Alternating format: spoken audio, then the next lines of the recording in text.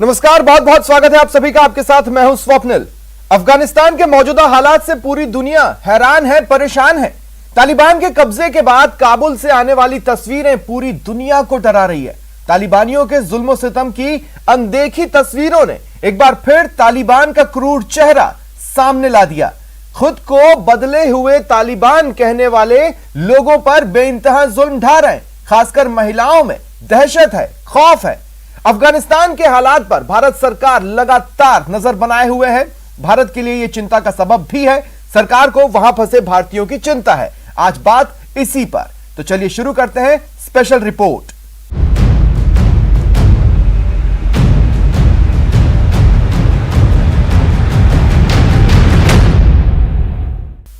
अफगानिस्तान में हालात बिगड़ते ही जा रहे हैं।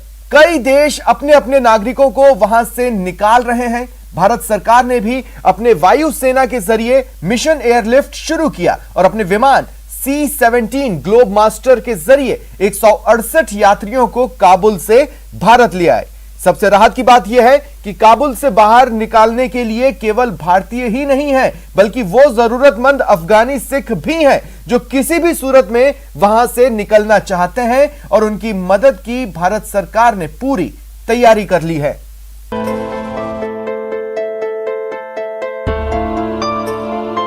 इस तस्वीर पर कौन न मर जाए, ऐ खुदा। वाकई हिंडन एयरपोर्ट की इस तस्वीर में इंसानियत के लिए एक ऐसा पैगाम छुपा है जिसे देखकर किसी भी नेक दिल इंसान के चेहरे पर मुस्कुराहट खेलने लगे और आंखें पानी से भीग जाएं।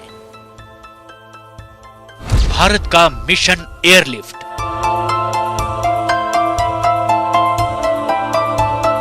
विमान से 168 लोग भारत पहुंचे।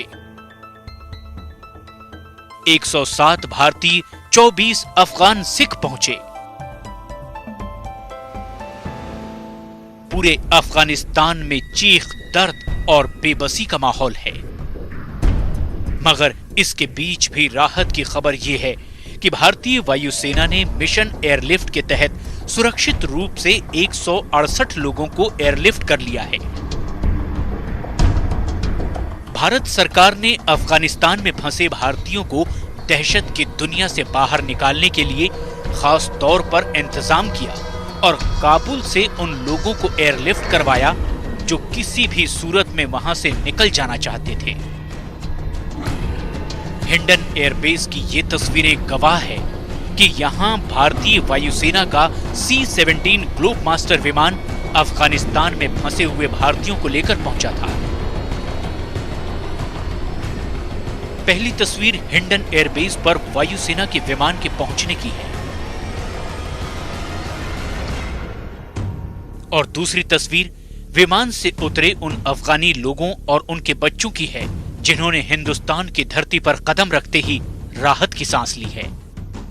अमन की इस धरती सरजमीने हिंदुस्तान पर कदम रखते ही उनके चेहरों पर मुस्कान लौट आई।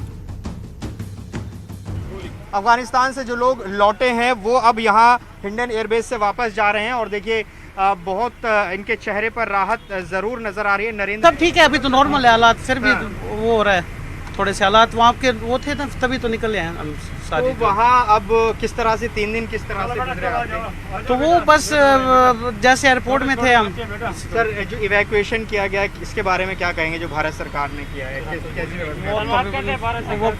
बहुत बहुत धन्यवाद। अफगानी मूल के सिखों ने भी भारत सरकार का धन्यवाद किया। अफगानिस्तान की राजधानी काबुल में फंसे लोगों को लेकर भारतीय वायुसेना का C-17 ग्लोब मास्टर विमान गाजियाबाद के हिंडन एयरबेस पहुंचा। लेकिन ये सभी भारतीय नहीं थे, बल्कि इनमें 107 भारतीय हैं, जबकि इसके अलावा 24 अफगान सिख भी हिंदुस्तान आए हैं। वायुसेना के इस विमान के हिंडन एयरपोर्ट पहुंचने और विमान से आए लोगों से जुड़ी 5 तस्वीरें एक एक लम्हे की गवाही दे रही हैं। वायुसेना के इस विमान से एक महिला सांसद अनारकली और सिख सांसद नरेंद्र सिंह खालसा भी काबुल से भारत पहुंचे हैं। हिंदुस्तान पहुंचने के बाद नरेंद्र सिंह खालसा ने भारत सरकार को धन्यवाद दिया। इस दौरान वो मीडिया से बातचीत करते हुए भावुक भी हो गए। बस क्या करें, जो अफगानिस्तान में हमारे पीढ़ियों से रह रहे थे। इस तरह हालात जो वो एक हमने नहीं देखा, तो जो अब देख रहे हैं उधर सब कुछ हमारे से एरिया सब कुछ खत्म हुआ। 20 साल जो गवर्नमेंट बनी थी अतः सब कुछ खत्म है उधर, अब जीरो है। इससे पहले काबुल से ताजिकिस्तान के रास्ते कुल 94 नागरिक दिल्ली पहुंचे, जिनमें 87 भारतीय, 2 नेपाली और 5 डिप्लोमेट भी शामिल हैं। भारत ने अफगानिस्तान के एक सिख बच्चे को बगैर पासपोर्ट के एयरलिफ्ट किया है। अफगानिस्तान में हालात हर बीतते दिन के साथ ही बद से बदतर होते चले जा रहे हैं। भारत सरकार ने अफगानिस्तान में फंसे भारतीयों और इससे जुड़े मुद्दों के लिए एक अफगान स्पेशल सेल की स्थापना की है, जिसके लिए हेल्पलाइन नंबर और जीमेल आईडी भी जारी की गई। आप जानकर ताज्जुब करेंगे कि पिछले 5 दिनों के दौरान सेल में 2000 से ज्यादा कॉल रिसीव किए गए, जबकि व्हाट्सएप पर करीब 6000 से ज्यादा आशंकाओं का निवारण किया गया। इतना ही नहीं, इस सेल ने इस दौरान 1200 से ज्यादा ईमेल के जवाब भी दिए, ताकि अफगानिस्तान में फंसे लोगों और उनके परिजनों को राहत दी जा सके। यानी तालिबान के कब्जे वाले अफगानिस्तान से हर अमन पसंद तुरंत वहां से भाग निकलना चाहता है, फिर चाहे उसे क्यों ना अपनी जिंदगी ही दांव पर लगानी पड़ जाए।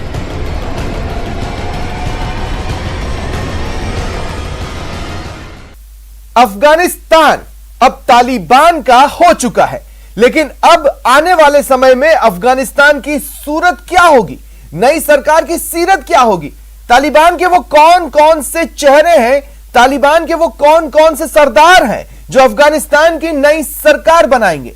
आज हम आपको बताते हैं उन 5 चेहरों के बारे में जिनकी शह पर अफगानिस्तान में खून खराबा हुआ और जो आने वाले वक्त में तालिबान में हुकूमत करेंगे।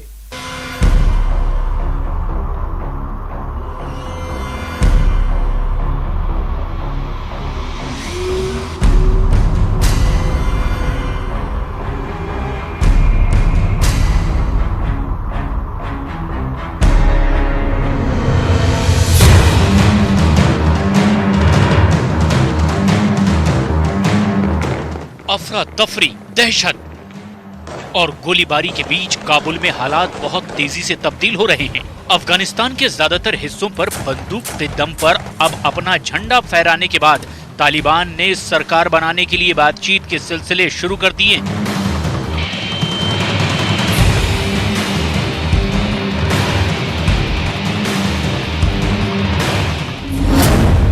तालिबान सरकार में कौन होगा सरदार? कैसे चलेगी अफगानिस्तान में सरकार? तालिबान में सरकार का क्या है फ्रेमवर्क? अफगानिस्तान में नहीं होगा लोकतंत्र?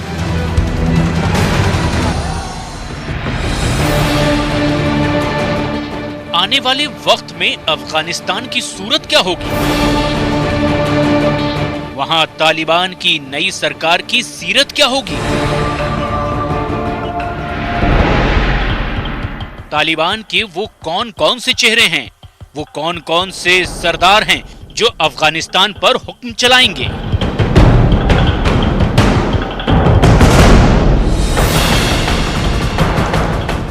हम आपको तालिबान के उन 5 ताकतवर नेताओं से रूबरू कराते हैं जो अब अफगानिस्तान के हाकिम और हुक्मरान होंगे। इनमें सबसे पहला नाम मुल्ला अब्दुल गनी बरादर, दूसरा नाम है हिब्तुल्लाह अखुंदजादा, तीसरा नाम है मुल्ला मोहम्मद याकूब का, चौथा नाम है सिराजुद्दीन हक्कानी और 5वां नाम है शेर मोहम्मद अब्बास इस्तानिकज़ई। आने वाले समय में कि क्या ये 5 लीडर्स नेता अपने आप में एकजुट रह पाते हैं या नहीं, बट फिर भी तालिबान में बरादर का जो रोल है, जो जिस तरीके का उसका रिस्पेक्ट है, जिस तरीके की उसकी लीडरशिप है, मुझे लगता है कि किसी ना किसी तरह बरादर की ही राष्ट्रपति के अपॉइंटमेंट पर ताजपोशी होगी।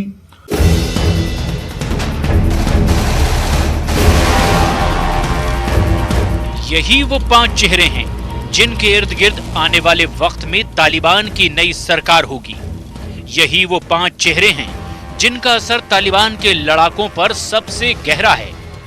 समाचार एजेंसी रॉयटर्स के मुताबिक अफगानिस्तान में तालिबान जब तक अपनी नई सरकार का गठन नहीं कर लेता तब तक एक काउंसिल यानी कि सूरा के जरिए पूरे देश की हुकूमत चलेगी। तालिबान के कमांडर ये भी साफ कर चुके हैं कि अफगानिस्तान में अब फिलहाल लोकतंत्र की कोई गुंजाइश नहीं है। ऐसे में अफगानिस्तान के लिए तमाम फैसले शरीयत कानून के तहत ही लिए जाएंगे।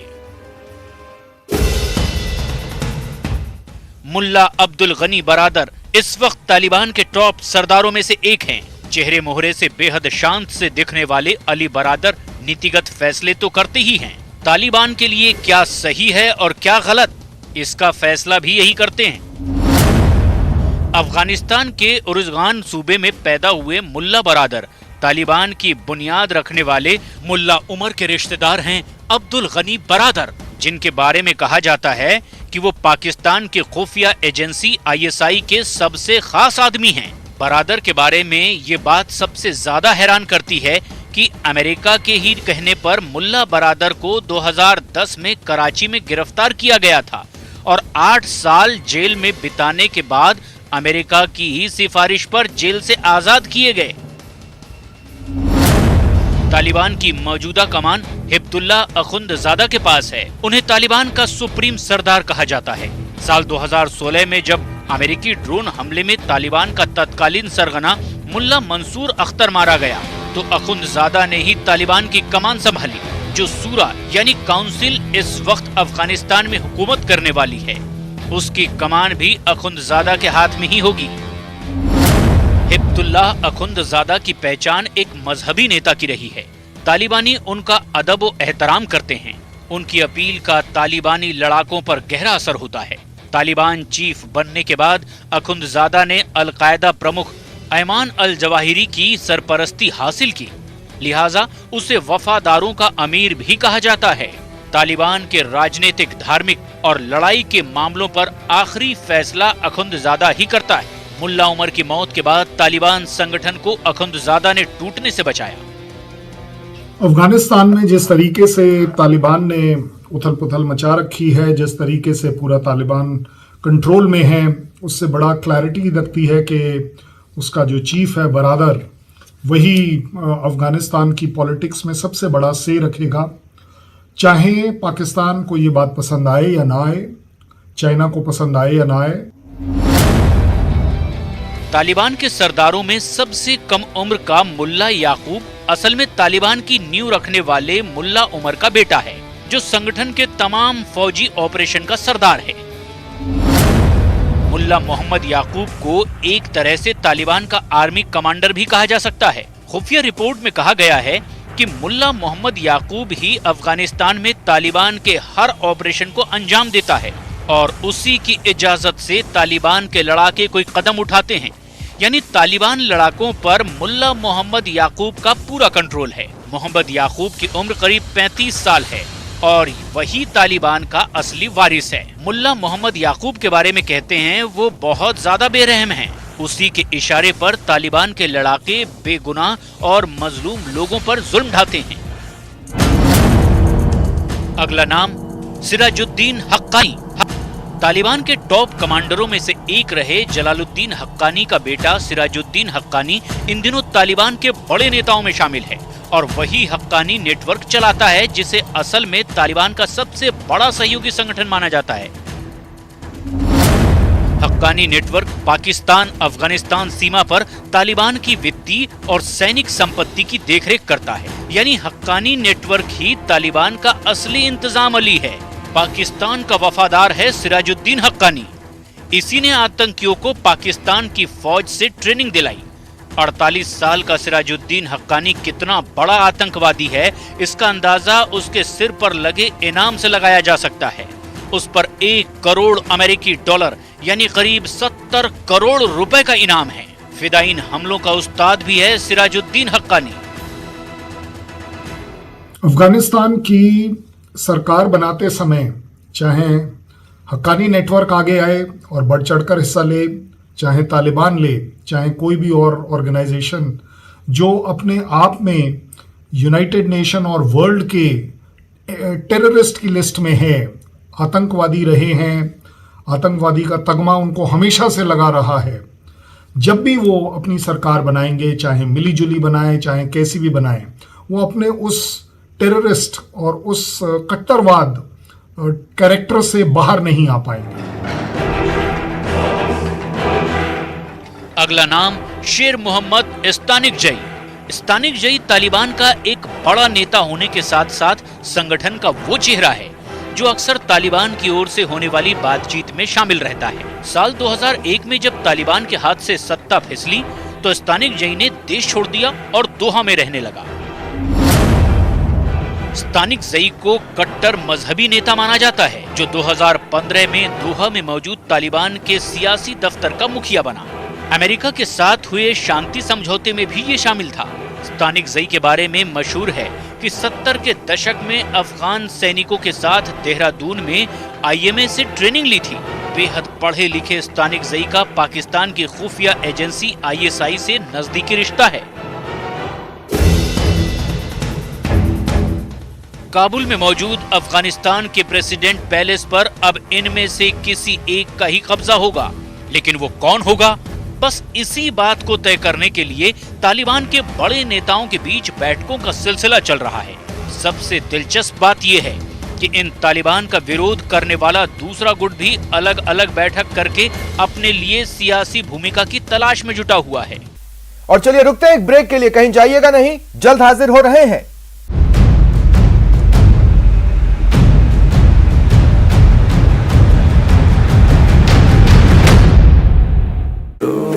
अंकल सब ठीक? बढ़िया। सजाने अपना पापा आपके लिए पानी में मस्ती करने का वीडियो खूब देखा जा रहा है। ये सभी पत्थरों के बीच पानी बहने से बनी स्लाइड पर फिसलते नजर आए। एक एक कर कई सारे उदबिलाव पानी पर मजे से फिसलते दिखे। टीवी एक्ट्रेस निया शर्मा का एक वीडियो सोशल मीडिया पर वायरल हो रहा है। वीडियो में निया शर्मा कांच की टूटी हुई प्लेटों पर डांस कर रही है और भरपूर एंजॉय कर रही है। फैंस को निया का अंदाज काफी पसंद आ रहा है। गौहर खान ने अपने पति जैद दरबार के साथ एक वीडियो सोशल मीडिया पर शेयर किया। वीडियो में गौहर खान और जैद एक पंजाबी गाने पर धमाकेदार डांस करते नजर आ रहे हैं। फैंस को गौहर का ये डांस काफी पसंद आ रहा है। जुड़वा बहनें सुरभि समृद्धि ने एक शानदार डांस वीडियो शेयर किया है जिसमें उन्हें सिंपल डिंपल सॉन्ग पर डांस करते हुए देखा जा सकता है। वीडियो सोशल मीडिया पर खूब वायरल हो रहा है। राखी सावंत का एक अतरंगी वीडियो सोशल मीडिया पर धूम मचा रहा है। इस वीडियो में देख सकते हैं कि राखी स्पाइडर वुमन बनी नजर आ रही है और स्पाइडर वुमन बनकर अजीबोगरीब हरकतें करती नजर आ रही है। कार्तिक सोशल मीडिया पर भी काफी एक्टिव हैं और अक्सर अपनी तस्वीरें और वीडियो शेयर करते हुए दिखाई देते हैं। इसी क्रम में एक्टर ने अपना एक वीडियो शेयर किया जो कि अब सोशल मीडिया पर वायरल होने लगा है। अनिल कपूर का एक वीडियो सामने आया है। वीडियो में देखा जा सकता है कि अनिल कपूर बेटी रिया कपूर के साथ सोनम कपूर के गाने अभी तो पार्टी शुरू हुई है पर बड़े ही मस्ती भरे अंदाज में डांस कर रहे हैं। एक गिलहरी का अखरोट खाते हुए वीडियो सोशल मीडिया पर वायरल हो रहा है जिसमें गिलहरी मजे से बड़ी स्पीड से अखरोट खाते हुए दिखाई दे रही है। लोगों को ये वीडियो खूब पसंद आ रहा है। एक आदमी का अपने कुत्ते को गोद में उठाकर एस्केलेटर पर चढ़ने का वीडियो तेजी से फैल रहा है। उसका मालिक उसे मॉल लेकर गया था जहां एस्केलेटर के पास पहुंचते ही वो रुक गया, जिसके बाद उसके मालिक ने उसे गोद में उठा लिया और फिर एक बच्चे की तरह गोद में लेकर ऊपर पहुंचा। एक कुत्ते का अपनी मालकिन की नकल उतारने का वीडियो खूब वायरल हो रहा है। वीडियो में उसकी मालकिन अपनी दोस्त के साथ कसरत करती नजर आई जिसे देखकर कुत्ता भी उनकी नकल करने लगा। सोशल मीडिया पर कुछ ऊदबिलाव का पानी में मस्ती करने का वीडियो खूब देखा जा रहा है। ये सभी पत्थरों के बीच पानी बहने से बनी स्लाइड पर फिसलते नजर आए। एक एक कर कई सारे ऊदबिलाव पानी पर मजे से फिसलते दिखे। टीवी एक्ट्रेस निया शर्मा का एक वीडियो सोशल मीडिया पर वायरल हो रहा है।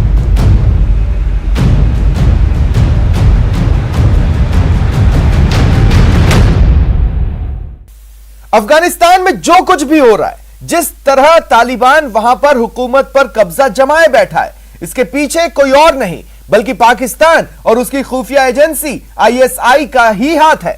असल में अफगानिस्तान में तालिबान के कदम ताल के पीछे आईएसआई की गहरी चाल है। न्यूज 18 को अपने पड़ताल में यह सबूत भी मिल गए हैं। तालिबान के नेताओं के पीछे कैसे इमरान खान की सरकार और उसकी खुफिया एजेंसी सजदा कर रही है। इसी बीच बड़ी खबर यह आई है कि अफगानिस्तान के पंजशीर प्रांत ने तालिबान को चेतावनी दी है, यानी अफगान में और भी ज्यादा घमासान हो सकता है।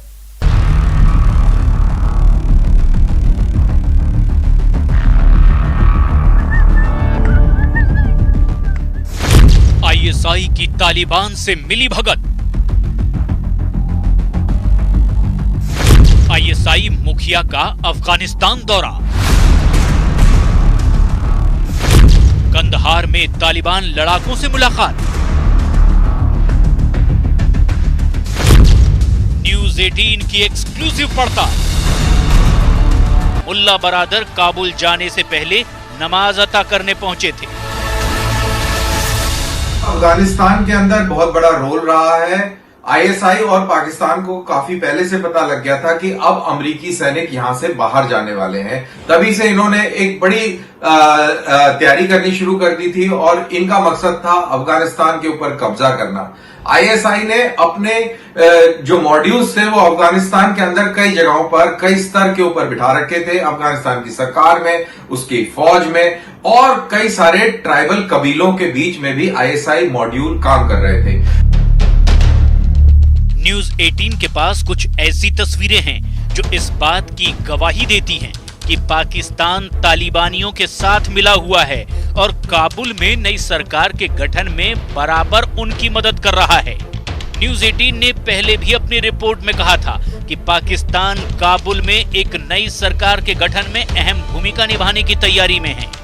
कयास लगाए जा रहे हैं कि अफगानिस्तान में इन तालिबानियों के सरकार गठन पर बातचीत के लिए पाकिस्तान के विदेश मंत्री महमूद कुरैशी काबुल पहुंच सकते हैं, क्योंकि पाकिस्तान के विदेश मंत्री महमूद कुरैशी ने शुक्रवार को साफ कर दिया था कि पाकिस्तान का इरादा पक्का है कि वो अफगानिस्तान में अहम रोल निभाने के लिए हर मुमकिन तरीके से तैयार है। पाकिस्तान के विदेश मंत्री ने कहा था कि उनका एक दूत अफगानिस्तान में मौजूद है और तमाम हस्तियों से संपर्क बनाए हुए है, और पाकिस्तान के विदेश मंत्री का ये कहना ही साफ कर देता है कि पर्दे के पीछे से पाकिस्तान किस तरह का खेल खेल रहा है। पाकिस्तान की मदद से तालिबान किसी भी हालत में अफगानिस्तान के ऊपर कब्जा नहीं कर सकता था। एक तरफ एक आधुनिक सेना थी, 3.5 लाख के करीब सैनिक थे, और दूसरी तरफ ये ऊंचा पजामा, ढीला कुर्ता, सैंडल और टूटी मोटरसाइकिल के ऊपर तालिबानी लड़ाका थे। ये तालिबानी लड़ाकों ने पूरे मुल्क के ऊपर कब्जा कर लिया। ये बहुत बड़े हैरानी की बात है। तो ये बगैर पाकिस्तानी लॉजिस्टिक सपोर्ट के, ऑपरेशनल सपोर्ट के और इंटेलिजेंस सपोर्ट के ये बिल्कुल भी नामुमकिन है। अफगानिस्तान पर तालिबानी लड़ाकों के कब्जा करते ही पाकिस्तानी विदेश मंत्री शाह महमूद कुरैशी ने कहा था कि पूर्व की अफगान सरकार तालिबान के खिलाफ प्रोपेगेंडा फैला रही थी, जो अब झूठी साबित हुई है, क्योंकि तालिबानियों ने सरकारी कर्मचारियों के लिए आम माफी का ऐलान किया है। फिलहाल इतना ही। दीजिए पूरी टीम को इजाजत। नमस्कार।